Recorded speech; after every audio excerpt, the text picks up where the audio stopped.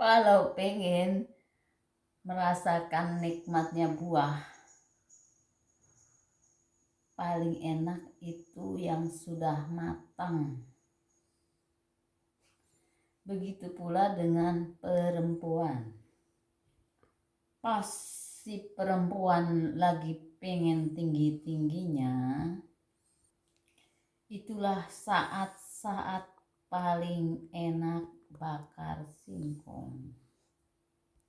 Pokoknya paling nikmat bagi yang menikmatinya. Walaupun singkongnya tidak bertahan 2 menit atau 3 menit udah matang.